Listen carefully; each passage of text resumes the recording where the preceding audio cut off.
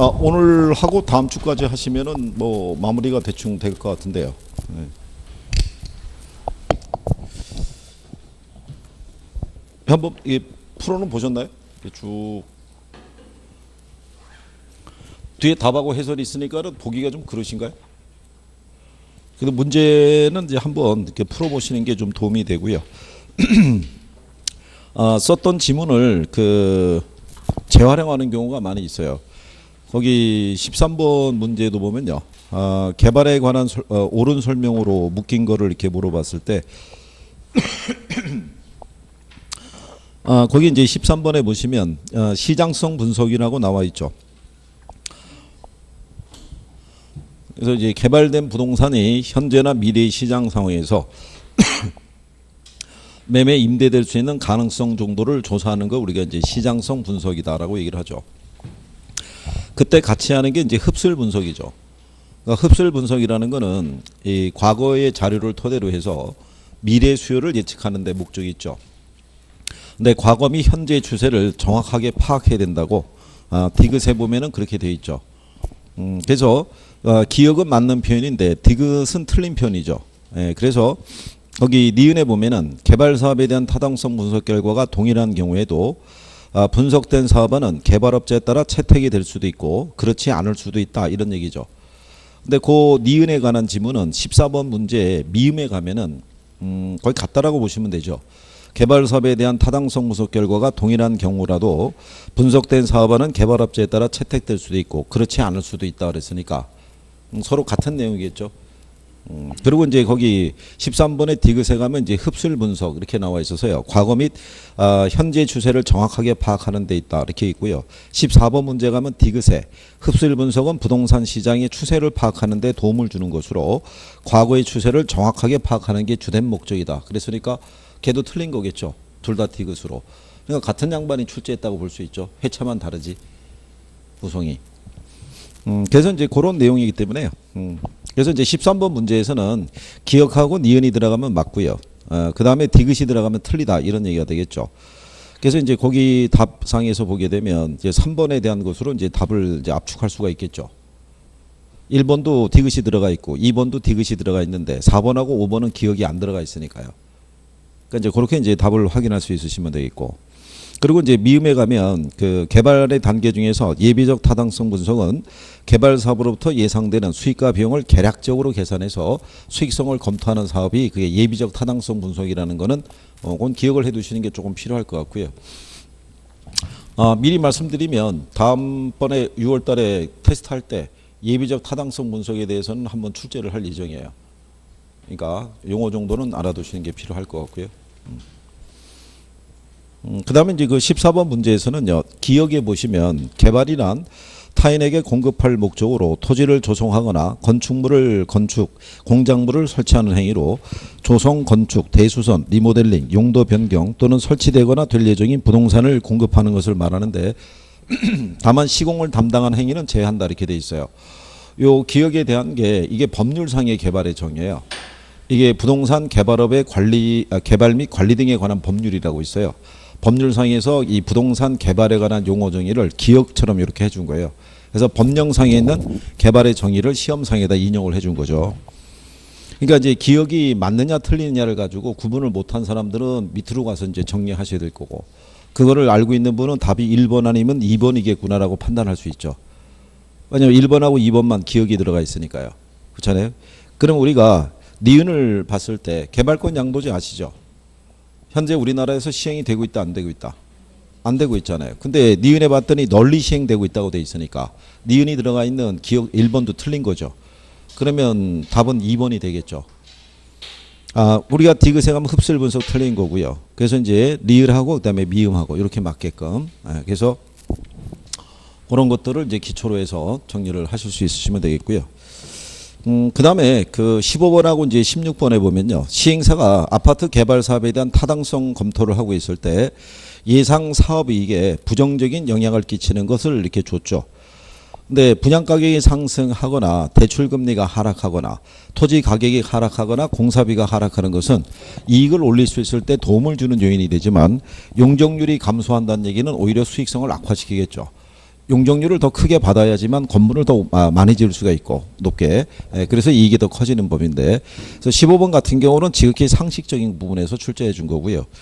16번에 대한 것도요. 부정적인 영향을 주는 것, 재건축 사업에 건설 자재 가격이 상승하는 것은 부정적인 요소가 되겠죠. 근데 일반 분양분의 분양가가 상승하는 것은 조합원들에게는 이익이죠. 그쪽의 분양가가 상승한 것이 결국 조합원들의 이익으로 돌아올 테니까. 조합원의 부담금 인상하는 것은 이건 손실이 들어오는 거죠. 그 다음에 용적률의 할증이라는 것은 이익에 대한 긍정적인 요소가 될 거고요. 이주비 대출금리가 하락하는 것도 긍정적인 요소가 되겠죠. 근데 공사기간의 연장은 비용을 오히려 증가시키는 요인이 되고요. 기부 체납이 증가하는 것도 부정적인 요소죠. 민간업자가 개발 사업을 진행하는 과정에서 지자체에다가 이제 거의 공공 또는 공익에 관한 시설을 갖다 지어서 이제 기부하는 이제 그런 이제 부분인데, 그게 증가하게 되면 조합원들의 부담금이 더 커지죠. 그래서 부정적인 영향을 주는 요인은 모두 몇 개냐 그랬을 때, 건설 자재 가격에 대한 상승, 그 부분이고요. 조합원 부담금 인상 두 번째. 그 다음에 공사기간의 연장, 기부 체납의 증가. 이렇게가 이제 부정적인 영향을 주는 요소가 된다. 이렇게 보시겠죠. 그래서 이제 개발에 이제 관한 뭐 이런 부분에서는 뭐 특별하게 어려운 건 없는데요. 다만 이제 그 17번에 가셔가지고 부동산 개발과 관련해서 다음 설명에 해당하는 도시 및 주거 환경 정비 법령상의 정비 사업을 이렇게 물어봤어요. 그죠? 그래서 이제 여기에 정비 사업 이렇게 물어봤을 때, 정비 기반 시설은 양호한데 노후 불량 건축물에 해당하는 공동주택이 밀집한 지역에서 주거 환경에 관한 부분을 보시게 되면은 정비 사업은 이렇게 물어봤죠. 그래서 이제 해당에서 이제 답에 대한 내용을 보게 되면 재건축 산업에 대한 내용이다 이렇게 돼 있고요. 주거 환경 정비 사업과 주거 환경 관리 사업과 가로주택 정비 사업은 어떻게 됐다는 거예요? 폐지됐다, 이제 이렇게 이제 법령상의 규정으로. 공법에서 이건 배우셨나요? 공법에서? 용어상에서? 네. 이제 그렇게 이제 정리하시면 되겠고. 그러니까 이제 이렇게 정비 사업에 대한 법령상에서 정비 사업 나오는 거는 2차 과목에 대한 기본적인 이해가 없으면 조금 힘들다고 볼 수 있는데, 다만 이제 올해 같은 경우는 그 세법을 공부하실 때 양도세하고 그다음에 보유세 있죠. 네, 거기에 관련된 내용 정도는 조금 숙지해 두시는 게 도움이 될 수도 있으실 거예요. 올해 정부가 이제 역점을 두고 있는 게 양도세를 강화시키고 있고 보유세를 강화시키는 쪽으로 지금 추진하고 있는데, 그게 과거에 한번 냈던 선례가 있어요. 18회 정도에. 그래서 이제 다시 한번 그게 재구성이 돼서 한번 인용하지도 않을까. 그래서 그거를 6월 달에 테스트할 때 문제로 한번 넣어드릴 테니까 보고 한번 직접 문제를 한번 풀어보시되 도움이 돼요. 그거는. 그러니까 6월 달에 우리가 간단하게 테스트하면요, 점수에 신경을 쓰지 마시고 현재 내가 정리가 돼 있는 부분과 안 돼 있는 부분을 갖다가 우리가 확인하는 거죠. 그래야지 이제 제가 7월 달에 수업을 할 때 그 부분이 이제 취약한 부분이 있으면 그거를 이제 보완을 해서 넘어가야 되니까요. 그리고 이제 어쨌든 말씀드렸지만 7월 달부터는 여기에 올인해 주셔야 된다는 거. 그렇죠? 그러니까 6월 30일 날 저녁에 가까운 지인분들에게 문자를 보내세요. 7월 1일 날 출국한다고. 그래서 10월 27일 날 오후 6시에 들어올 예정이라고. 그리고 전화기 로밍 안 하고 가니까 전화해도 소용이 없다고. 근데 길 가다가 혹시 나하고 비슷한 사람을 만나더라도 내가 아닐 테니까 아는 체 하지 말아달라고 얘기를 하고, 그리고 시작을 해야 되는 거죠, 우리는. 7월 달부터 중요해요. 지금도 중요한데 지금부터 해주시면 아주 좋고, 정이 만약에 뭐 여러 가지 상황이 있더라도 7월 달, 8월 달, 9월 달 이 기간 동안에는 올인하셔야 돼요. 이때는 합격을 하시려고 그러면. 그렇죠? 그래서 그때 이제 승부가 결정이 나니까요. 그때. 그리고 이제 나중에 시험 이제 주간이 되면 여기가 10월 27일 날 토요일 날 시험이죠. 그럼 26일 날이 금요일이겠네요. 이날 아니면 목요일 날 저기 될 거고, 수요일 날, 목요일 날, 화요일 날, 여기는 금요일 날. 어쨌든 마지막 주간에 월요일이 됐든 금요일이 됐든 제가 마지막에 한번 등장을 할 거예요. 그래서 총정리를 한번 시켜드리고 그리고 갈 거예요. 기억이 유지가 돼야 되니까. 그렇잖아요. 이때 이 전주에 종강할 거예요, 아마. 종강을 해서 수업은 여기 다 끝나고 마지막 주는 수업이 없어요. 통상 두 번째 주에서. 그러니까 이제 요게 공백이 한 또 열흘 이상 지속이 되면 또 까먹으시니까 마지막 주간쯤에 월요일 날 아니면 금요일 날 여기는 또 다른 학원에 또 가서 다 해줘야 돼가지고요. 그래서 와서 한 번은 스크린 한 번 이렇게 쭉 해드릴 테니까 자료 드리고 그거 가지고 한번 해보시는 거죠. 이게 돌면 기억이 나요. 자꾸 돌면 기억이 나고 나중에 또 혹시 몰라가지고 그 시험장에 가셔서 보시라고 한 100개 또 지문 추려가지고 드릴 테니까 당일날 가셔가지고 또 한번 읽어보시고 가셔가지고 그러니까 전날 볼 수 있는 게 아무것도 없어요. 시험 전날. 시험 전날 뭐를 보겠어요. 그렇잖아요. 기본서를 보자니 부담스럽고 요약집을 봐도 분량이 많은 것 같고 그러니까 그때 압축을 해가지고 그죠? 예, 이렇게 정리를 한번 할 수 있어야 될 거예요. 그래서 이제 전날에 그 보시라고 내용을 쭉 정리해서 이렇게 드리고 난 다음에 당일날 보는 거는 그걸 또 압축한 거예요.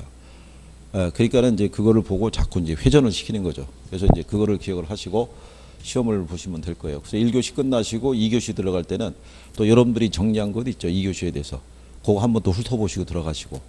그렇게 해서 웬만하면 점수는 딸 수 있어요. 다만 이제 문제 푸실 때도 요령인 거죠. 딱 부딪혀갖고 답이 안 보일 것 같으면 바로 넘어가야 돼요. 끝까지 가서 40번까지 가셔서 답이라고 생각하고 내가 마킹한 애들이 몇 개가 되는지를 대충 헤아려 봐갖고 그게 이제 뭐 한 24개 정도가 넘어갈 것 같다. 그러면은 뭐 부담 없이 시간을 보고 체킹하시고 그래서 여기 그 여자분들도 시계를 하나 가지고 들어가시는 게 도움이 되는 거. 손목 시계 같은 것도 있죠. 이게 뒤에 저기 뭐 시계가 있더라도 이게 풀다가 집중하면요 시간이 안 들어와요. 그럼 나도 모르게 시간을 갖다 확 쓰게 되면 부담스럽죠 갑자기. 그래서 그런 것만 이제 실전 들어가기 전에 조금만 신경을 쓰시면 될 거예요. 하시면 나오는 거 비슷하게 나오니까요. 거기 18번 문제 가시면 BOT 이번에 그 BOT 3번 지문에 BOT가 있고요. 19번 지문에 가면 BTO가 있는데 여기서 이제 출제자들이 문제를 줄 때 기본적으로 주는 게 BTO 하고요. 그 다음에 BTL 하고 그 다음에 BOT 하고 이렇게 세 가지 주로 줘요. 세 가지 주로 주는데 표현상에서 만약 이거 L이라는 게 리스죠. 요 시설물을 그 정부나 지자체가 임차해서 임대료를 줘서 투자비를 회수하게끔 해주는 거잖아요. 그러니까 임차라는 표현이 들어가면은 BTL인 거예요. 문장을 쭉 읽다가 무슨 말인지 모를 때 그때 여러분들이 거기 19번 문제 가시면은 5번 지문 있잖아요. BTO라고 이렇게 돼 있잖아요. 근데 BTO 방식인데 쭉 가다 보니까는 공공은 그 시설을 임차해서 사용한다고 돼 있잖아요. 임차라고 들어가면은 BTL이에요. 그럼 걔가 틀린 거예요. 무슨 말인지 아시겠나요? 자, 근데 그 어디 가 보시냐면요. 22번에 가 보시면 367페이지에 거기 22번 있죠. 요거 작년에 나온 거죠. 28회니까. 거기 기억에 가게 되면 사회기반설의 준공과 동시에 쭉 갔더니 협약에서 정한 기간 동안 임차해서 이렇게 나오잖아요. 임차 들어가면 BTL이거든요. 그럼 그때 보기에서 BTL을 찾으면 되는데 BTL이 라에 있잖아요. 근데 이 기억이 라가 되는 애는 몇 번밖에 없냐면 4번밖에 없어요. 그럼 걔가 답인 거예요. 그렇겠죠? 그러니까 기억을 풀면 답이 나오게끔 해준 거예요. 그냥 찍으라고. 그러니까 출제자가 배열을 해줄 때는 그리고 니은에 들어가 있는 방식이 있죠. 사회 기반설의 준공과 동시에 그러니까 준공이니까 빌드가 돼요. 동시에 해당 시설의 소유권이 국가 또는 지자체에게 귀속이 되니까 BT가 되겠죠. 그러고 난 다음에 시설관리 운영권을 인정하는 방식이니까 오퍼레이트예요. 그러니까 이게 BTO가 된다고요. 그대로 따라가시면 되는 거예요. 그대로. 그래서 소유권이 넘겨주는 것이 있죠. 이게 이제 소유권이 귀속이 되는 거죠. 이게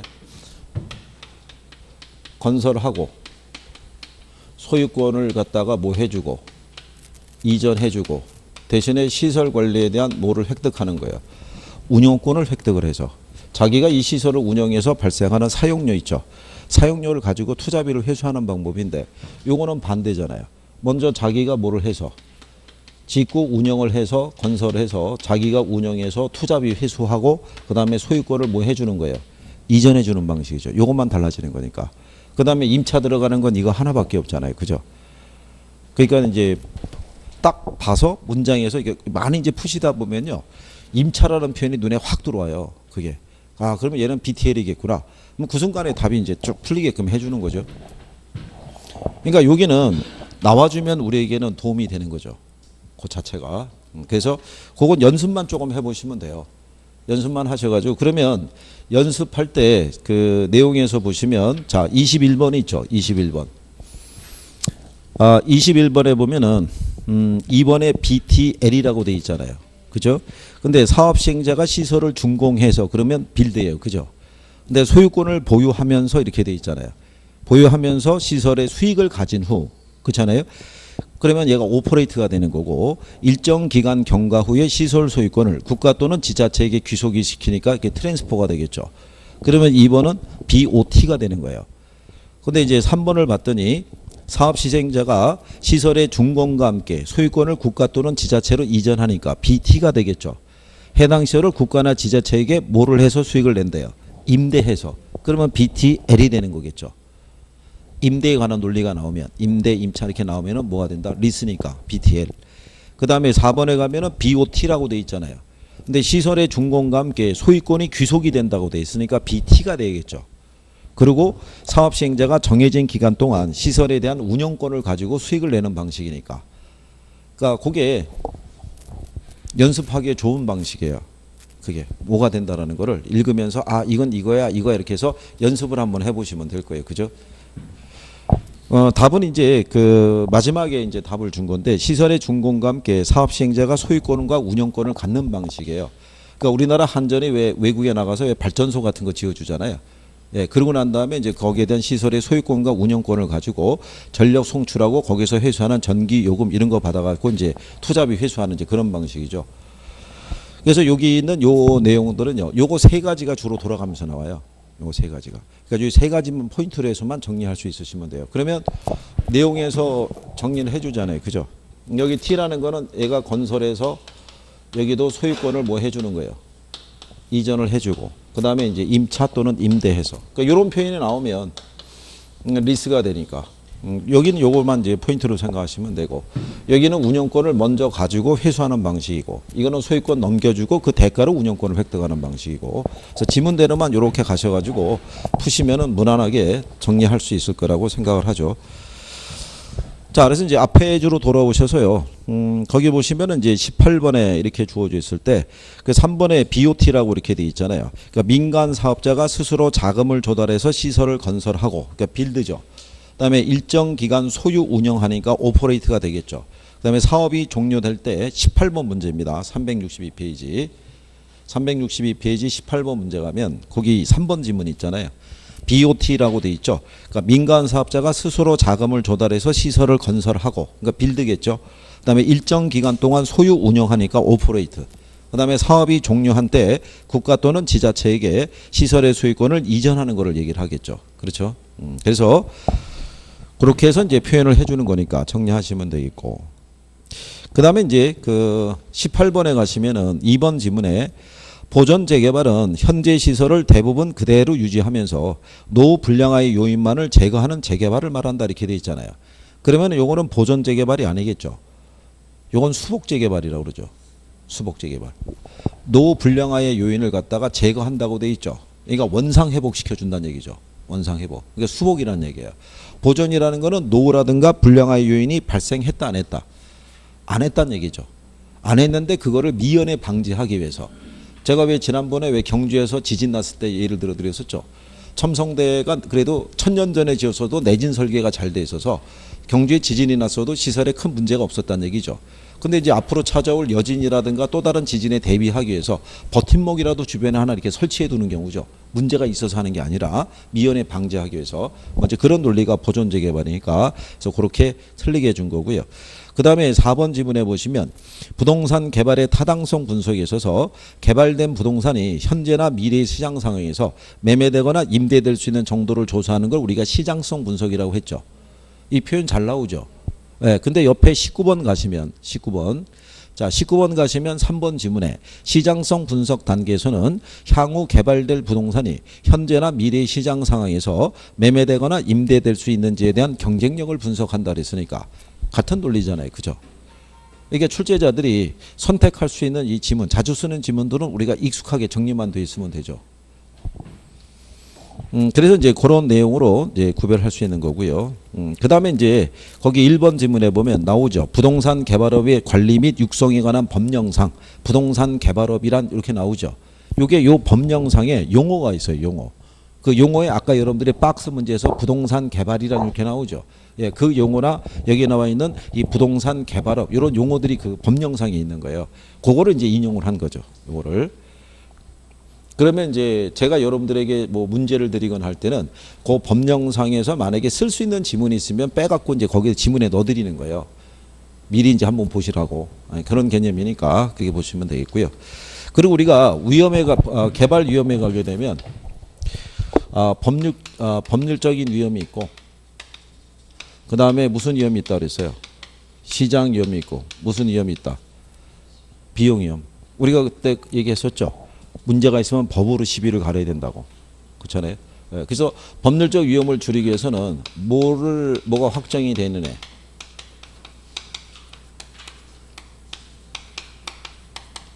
이거를 사용하는 것이 한 방법이다. 이런 얘기죠. 이용계획이 확정된 부지. 거기 19번 문제에 보시면 2번 지문에 그렇게 나와 있죠. 법률적 위험을 줄이는 하나의 방법은 이용계획이 확정된 부지를 우리가 사용하는 방법이다. 이렇게 돼 있죠. 근데 그걸 작년 여러분 시험에도 그걸 또 냈었죠. 기억하시나요? 그거? 어디 가보시면 되냐면요. 그 349페이지 가시면 지난 시간에 하신 거예요. 349페이지 가시면 거기 6번 문제 있죠. 예, 6번 문제 가면 부동산 개발의 위험에 관한 설명으로 틀린 거 그랬을 때 4번 지문에 가면 법률 위험을 최소화하기 위해서는 이용계획이 확정된 토지를 구입하는 것이 유리하다 이렇게 되어 있잖아요. 그러니까 쓰는 지문들은 반복해서 활용을 해요. 그래서 이제 우리가 요거 위험할 때 요거 적어드리잖아요. 이걸 줄이는 방법이 이거 하는 방법이 있고 그 다음에 시장 위험을 줄이기 위해서는 뭐를 채택할 수도 있어요. 선문양 같은 방식을 채택할 수 있고 초기에 매도 또는 임대하면 그 위험을 누구에게 전가시키겠어요? 수요자에게. 그렇죠? 그래서 요거 왜 그림으로 이렇게 해드렸었죠? 이렇게 해서 100% 완공이 되는데 개발 사업에 관한 위험이라는 거는 시간이 개발 사업의 완공이 가까울수록 모는 줄어들고요. 위험은 줄어들고 상대적으로 모는 커진다고요. 가치는 커지니까 개발 사업 초기에는 뭐가 커요? 위험이 크니까 요거를 뭘 하면 선분양을 하면 개발 사업의 위험을 누구에게?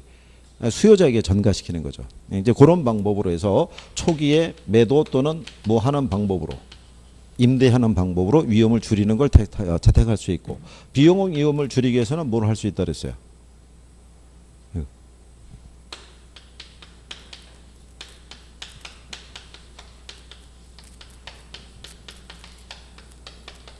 최대 가격 보증 계약이라는 것 있죠. 네. 시공사가 사전에 약속을 해서 건축물 건축할 때 비용을 이걸 만약에 내가 30억에 완성을 해주겠다라고 약정을 하게 되면 추가로 비용이 발생을 하든 뭘 하든지 간에 이걸 다 시공사가 부담하는 방식으로 계약을 체결하는 거다. 이렇게 얘기한 거죠. 그래서 위험 관계는 근래 시험상에서 인용을 잘 해줘요. 때문에 위험에 대한 거는 기본적으로 정리하시는 게 필요하죠. 자, 그래서 이제 그런 내용들 정도를 여러분들이 이제 확인을 하신 거죠. 그 다음에 이제 뒤로 넘어가셔서 몇 페이지 가 보시면 되냐면 369페이지 가면 입지개수 계산하는 거 있어요. 그죠? 입지개수. 자, 우리가 이제 입지개수를 계산할 때는요.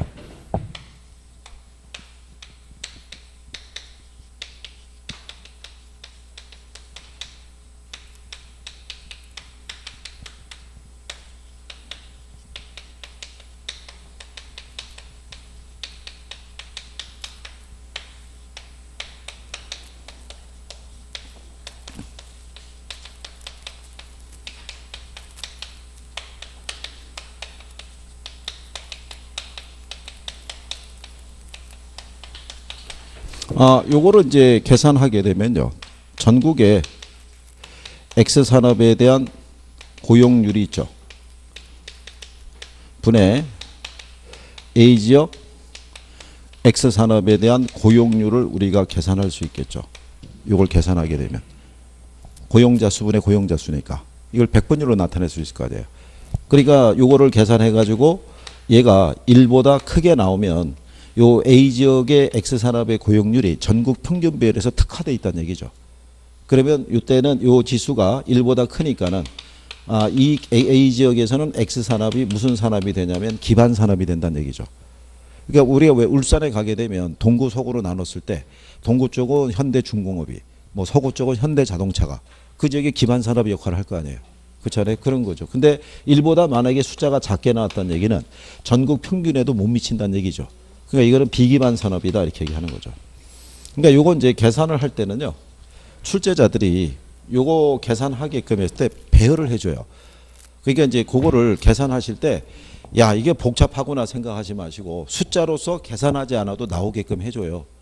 거기 23번 문제는 섬유산업의 입지 개수가 높은 도시 순으로 나열한 것을 이렇게 물어봤죠. 그럼 일단 뭐를 찾으시면 되냐면 전체 산업의 고용자 수가 맨 오른쪽 하단으로 가면은 2천만 원이라고 나와 있죠. 그러면 그 2천이라고 나와 있고 그 다음에 섬유산업을 보게 되면 섬유 1000이라고 돼 있잖아요. 그러면 요것만 빼서 보시게 되면 얘가 2,000명이고 얘가 얼명이라는 거예요. 그럼 2,000분의 1000이면 2분의 1이니까 얘가 얼마겠어요? 그럼 여기 있는 숫자 있죠. 네, 숫자를 갖고 대입하는데 가만히 보시면 A도시는 전체 산업이 400명인데 섬유산업에 종사하는 사람이 250이죠. 그렇잖아요. 그럼 무조건 얘는 숫자가 뭐보다 커요? 0.5보다는 크죠. 근데 B를 보시게 되면 500명인데 250이잖아요. 그럼 얼마겠어요? 절반이니까 0.5잖아요. 근데 C도시를 가보면 1100인데 500이잖아요. 그렇죠? 그럼 1100의 절반이려고 그러면 최소한 550은 나와야 되죠. 근데 500이라는 얘기는 0.5에 못 미친다는 얘기잖아요. 그러면 B보다는 C가 작다는 얘기죠. 그렇잖아요. 그럼 B가 C보다 큰 거는 1번밖에 없어요. 지문을 보시면. 그러면 이제 하시면은 굳이 이 식을 해서 계산을 안 하더라도 암산으로도 대충 이렇게 갈 수 있다는 얘기죠. 근데 그 밑에 24번 문제 가시면요. 자, X산업의 입지 개수가 1을 초과하는 도시를 모두 고르라고 해놨잖아요. 자, 그런데 거기 보시면 자, 전국을 기준했을 때 보면 전국이 이렇게 돼 있어요. 6,250명 중에 거기 보시면은 X산업에 종사하는 사람이 3,350이에요. 요게. 그러면 계산을 우리가 이걸 해보게 되면 0.536이 나와요. 근데 1을 초과하는 걸 고르라고 그러면 얘보다는 분자의 숫자가 커야겠죠.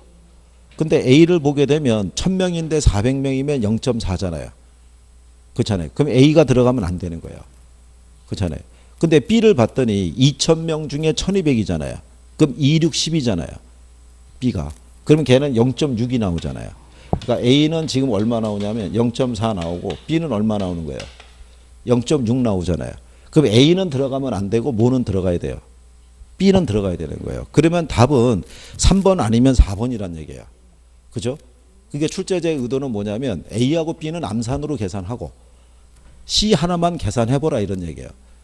그러면 그거는 650을 갖다가 1150으로 나누면 돼요. 그거 하나만. 그죠? 여기 나오면 지금 요런 얘기죠. 전국의 전 산업의 지금 고용자 수가 6,250명이잖아요. 근데 X산업에 지금 종사하는 사람이 3,350이잖아요. 요거를 계산하면은 이게 0.565 이렇게 536 이렇게 나온다고요. 536. 그러면 여기 있는 요 분자 있는 애들이 A가 있고 B가 있고 C가 있고 D가 있잖아요. 근데 A는 계산할 필요가 없는 게 여기 보면은 얘는 1000분의 400명이잖아요. 그러니까 얘는 0.4가 나올 거 아니에요. 그러니까 A는 들어가면 안 된다는 얘기죠. 근데 B도시를 봤더니 얘가 2000명인데 여기 보게 되면은 이게 1200이잖아요. 그러면 2, 6, 10이니까 얘는 0.6 나올 거 아니에요. 그러면 뭐는 들어가야 돼요? 얘가 0.6이라는 얘기는 지금 분모보다 분자가 크잖아요. 그럼 당연히 1을 초과할 거 아니에요. 그럼 얘는 들어가는 거예요. B는. 그러면은 거기 지문 중에 B가 들어가 있는 애들이 3번하고 4번밖에 없다고요. 그럼 둘 중에 하나가 답인데 다 계산할 필요가 없는 거죠. C 하나만 계산하라 이거죠. 이 사람들의 의도는. 그러면 C 도시를 보면은 1150분의 650이잖아요. 그러니까 650을 1150으로 나누게 되면 얘가 0.565가 나와요. 그럼 0.565는 얘보다 크잖아요. 그러면 답은 그냥 B하고 C가 되는 거죠. D까지는 계산할 필요가 없죠. 이미 답이 나왔으니까. 그러니까 출제자의 의도는 그거죠. 그렇게 했을 때 몇 분 안에 풀 수 있다는 거예요. 1분 안에. 복잡한 애들이 아니란 얘기죠. 이 계산할 때. 무슨 요령인지 아시겠어요?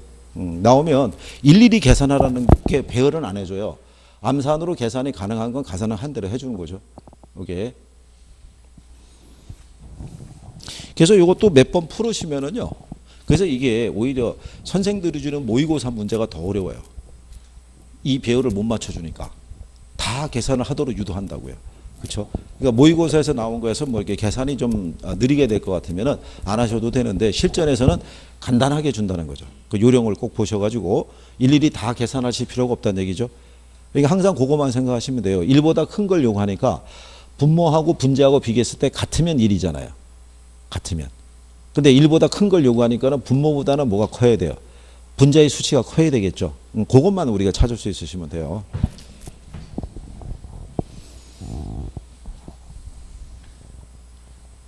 그래서 이제 자꾸 조금씩만 연습해 보시면 그래서 이런 정도는 그 혹시 나오면 계산을 그래도 하시는 것도 괜찮다라고 이제 추천하는 또 문제 중에 하나죠. 혹시 나오면. 예.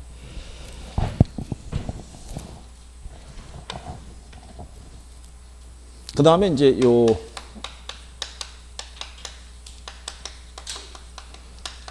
부동산 관리하고 마케팅이 있는데요. 관리하고 마케팅은 내용을 어렵게 주는 게 없어요. 그러니까 출제자의 의도는 맞추라고 주는 개념이에요. 포인트를 따라고. 그러니까 관리하고 마케팅에서 하나씩 나오면은 반드시 맞춰주셔야 돼요. 거기는. 자, 그럴 때 우리가 지난번에 이렇게 했었죠.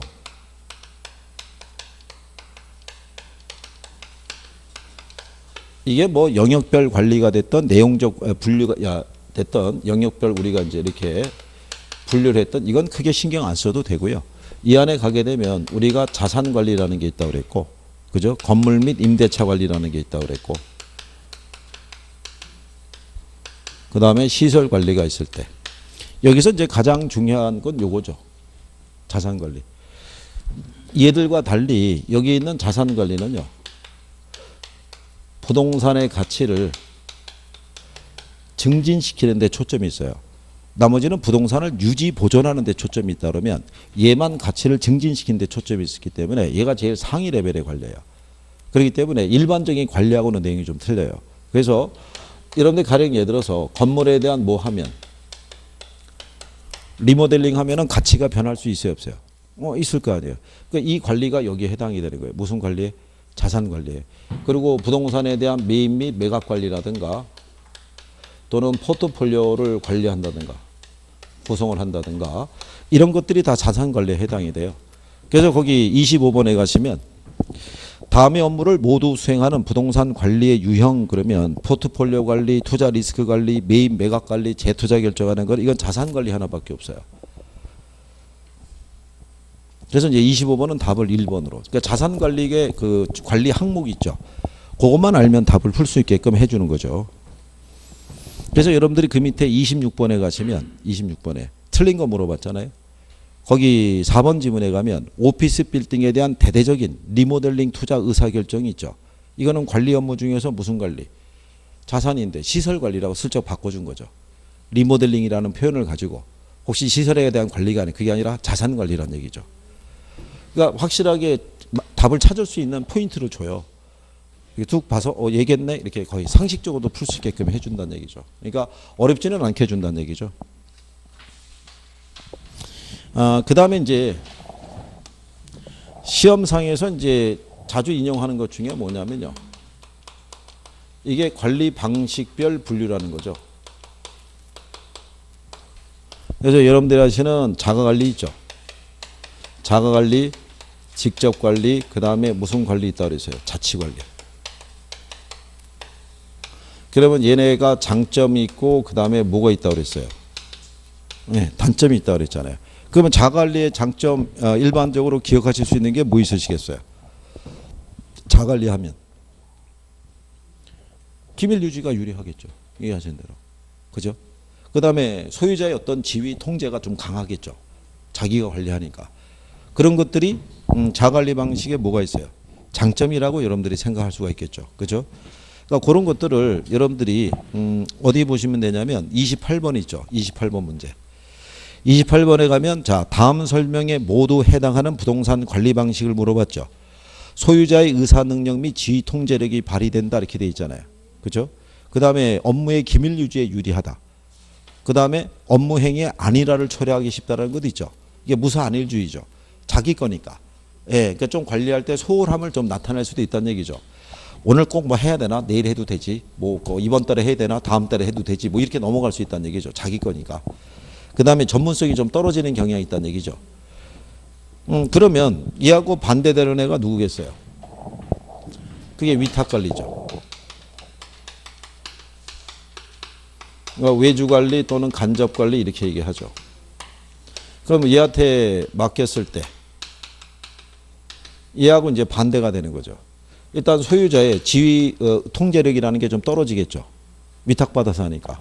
그렇잖아요. 그리고 기밀 유지가 안 되겠죠.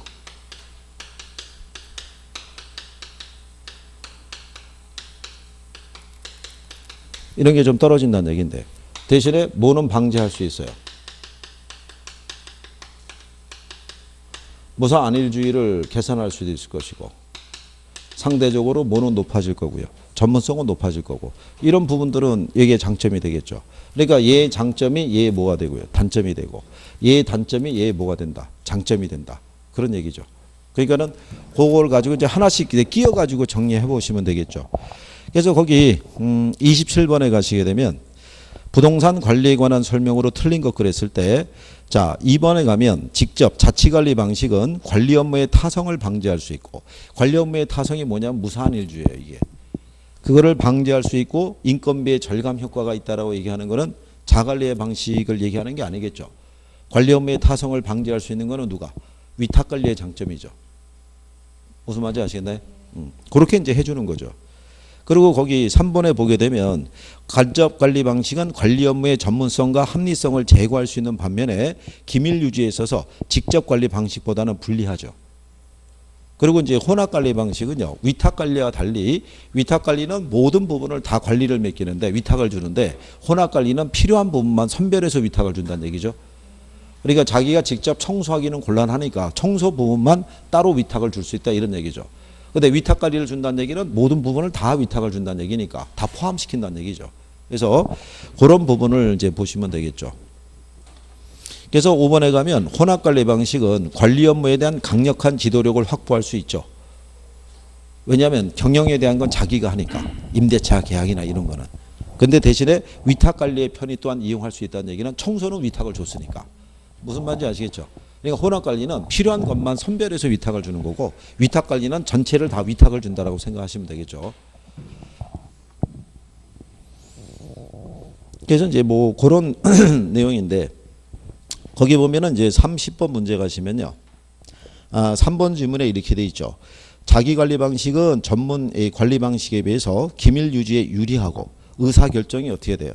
신속하겠죠. 자기 거니까. 근데 위탁관리를 주면 어떻게 돼요? 소유자에게 물어봐야 되잖아요. 의사를. 그렇기 때문에 의사결정이 신속하지 못하다는 단점이 있겠죠. 그러면 얘 장점에 들어가게 되면 의사결정이 어떻다는 얘기예요? 신속하죠. 근데 얘는 의사결정이 신속하다, 신속하지 못하다. 이게 신속하지 못하다는 거죠. 그죠? 이게.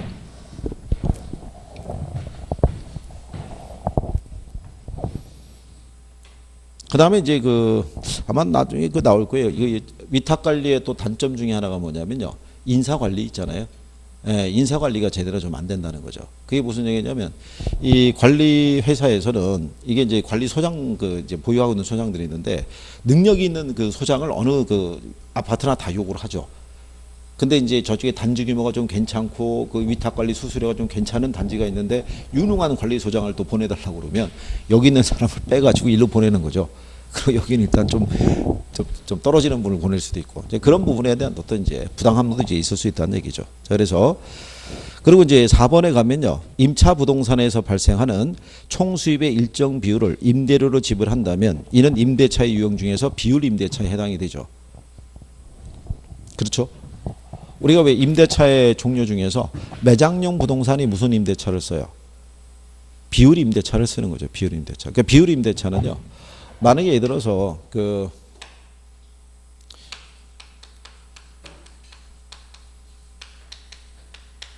초기 임대료는 100만 원으로 하는 거죠. 예, 근데 만약에 그 이후에 매출액이 가령 예를 들어서 1억을 초과하면 초과분의 5%를 갖다가 임대료로 추가해서 받기로 하고 계약을 체결할 수 있다는 얘기죠. 근데 어느 달인가 5월달, 그러니까 4월달이죠. 4월에 매출이 3억이 나온 거죠. 그러면 1억을 기준으로 했을 때 1억을 초과한 부분이니까 얼마겠어요? 2억이겠죠. 그럼 2억에 5%면 얼마겠어요? 1,000만 원이죠. 그 1,000만 원하고 합쳐서 1,100만 원 이렇게 받아가는 걸로. 네, 그렇게 하는 게 이제 비율 임대차의 개념이라고 보시면 되겠죠. 그래서 이게 관리에 대한 부분에서는요. 그 376페이지 가시면 거기 관리 방식에 보게 되면 그 자가 관리하고 위탁 관리, 혼합 관리에 대한 장단점이 박스로 돼 있죠. 거기에. 예, 뭐 그런 정도 내용 정도 뭐 알아두셔도 무난할 거라고 보는 거죠. 그래서 거기 그 박스에 보시면 위탁 관리의 단점 중에 하나가 동그라미 3번에 보면 전문 관리 회사의 신뢰 문제가 있고 관리 요원의 인사 이동이 있죠. 예, 이제 그게 좀 심할 수 있다는 게 위탁 관리의 단점이 돼요. 그런 내용 정도 뭐 알아두시면은 나머지는 뭐 무난하게 풀 수 있는 부분이죠. 그리고 이제 혼합 관리 방식에서는 제일 잘 주는 게 뭐가 있냐면요. 여기로 넘어가기 전에 과도기적인 관리 방식이 뭐예요?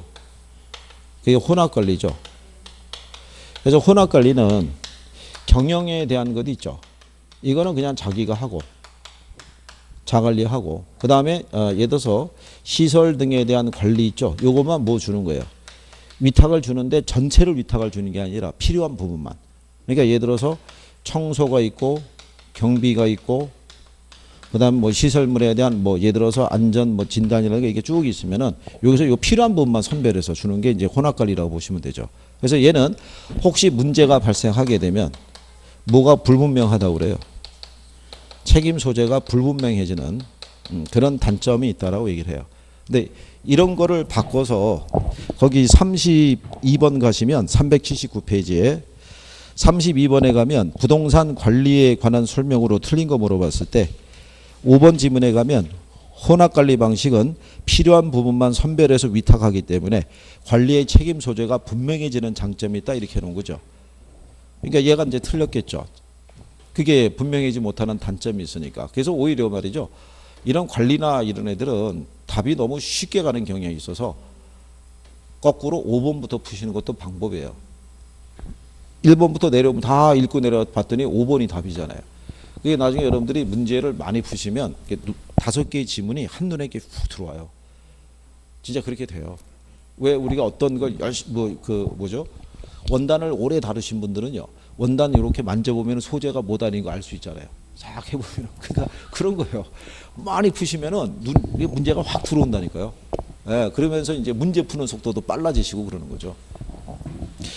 아까 제가 말씀드렸다시피 우리가 지난번에 이렇게 해드렸잖아요. 완전 비탄력적이면은 뭐가 불변이라고요. 양이 불변이라 해드렸죠. 그러면 얘가 포인트인 거예요.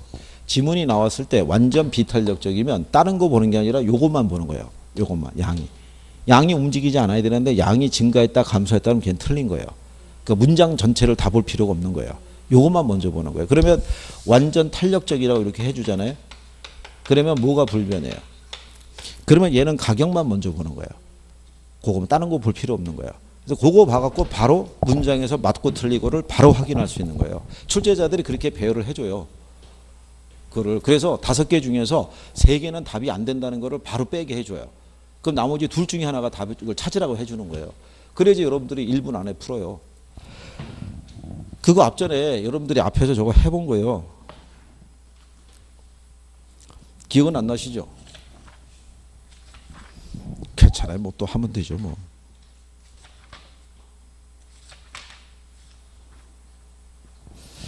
어디 가보시냐면요. 70페이지 한번 가보세요.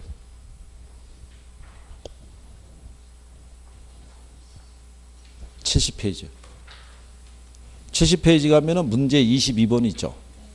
예. 네. 자, 거기 가시면 1번 지문이 있죠. 완전 탄력적이라 해놨죠. 완전 탄력적이면 뭐가 불변해야 돼요. 근데 가격이 상승 이렇게 했으면 틀린 거예요. 거기 먼저 보라는 거죠. 그 5번 지문에 가면 완전 비탄력적이라 해놨죠. 그 양만 먼저 보는 거예요. 근데 양이 증가하니까 얘는 틀린 거예요. 그럼 4번을 가면 또 완전 비탄력이죠. 또 양만 보는 거예요. 근데 양이 증가한다고 돼 있잖아요. 그럼 얘는 틀린 거죠. 다른 건 볼 필요가 없는 거예요. 앞뒤로 나가는 애들은. 그것만 먼저 살펴보는 거예요. 그러면 요것만 구별할 수 있어도 지문 3개에서는 뭐 길게 보지 않고 얘는 틀렸네 이렇게 바로 할 수 있죠. 그럼 답은 2번하고 3번 중에 답을 해주는 거죠. 그 2번을 가면은 완전 탄력적인데 가격은 변하지 않고 양은 변한다는 거죠. 완전 탄력적이면 얘가 불변이지 양은 변할 수 있다고 그랬죠. 예, 그러니까 그게 2번이 답이 되는 거예요. 그러니까 이제 문제 안에서 이걸 저희가 이렇게 해드린 이유가 그거란 얘기죠. 그 처음에는 여러분들이 외우는 식으로 해서 완전 비탈적이면 양이 불변이고 가격이 불변이고 했는데 이게 이제 나중에 문제를 풀면 아 이런 게 포인트구나 해서 이제 그걸 지워버리시는 거죠. 그렇게. 그래야지 문제 푸는 속도가 빨라지시는 거예요. 그거는 왜 그렇게 줄 수밖에 없냐면요. 누누이 말씀드리지만 40문제를 40분에 풀어야 되잖아요. 그러니까 출제자들은 그 배열에 맞춰주는 거예요. 그 배열에. 그러니까 우리는 거기에 대해서만 조금만 대비 조금만 하시면 돼요. 그러면 뭐 무난하게 푸실 수 있는 거죠.